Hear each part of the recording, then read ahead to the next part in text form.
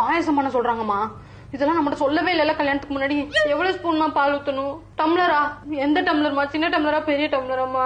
வீட்டுக்கே வந்துட்டோமா, எல்லாம் எனக்கு தெரியவே தெரியாது. ஏமா அப்புறம் பேசுறேன். என் மாமியார் மூஞ்சி தூக்கிட்டே இருக்கிறாங்கம்மா. எதுக்குமா? எனக்கு என்னடி தெரியும்? நீங்க தானே கல்யாணம் பண்ணி வச்சுக்கீங்க, என்கிட்ட கேட்டா?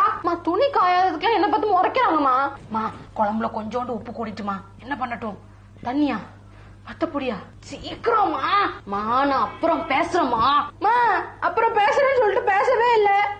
கல்யாணம் முடிச்ச கையோட இல்ல, எல்லாரும் கை கையில விட்டுட்டீங்கல்ல, என்ன மறந்துட்டீங்கல்ல. கேரட் சின்னதா வெட்டணுமா பெருசா வெட்டணுமாமா? எதுக்கா? சாப்பிடுதாமா? இருங்கம்மா கேட்டு வரேன். அம்மா நான் எப்ப நம்ம வீட்டுக்கு வருவேன்? நீங்க சொல்றத பார்த்தா என்ன இங்கே இருக்க சொல்வீங்க போலயே. எனக்கு ஒரே ஃப்ரஸ்ட்ரேஷனா இருக்குமா. இங்க இருக்கிறவங்கள பார்த்தாலே டென்ஷன் ஆகுதுமா. சின்ன வயசுல நீங்க என்ன சொன்னீங்க? தெரியாத ஆட்களோட பேசக்கூடாது, தெரியாத ஆட்கள் எது கூட்டாலும் வாங்கி சாப்பிடக்கூடாதுன்னு சொன்னீங்கல்ல. இங்க இருக்கிற யாரையுமே எனக்கு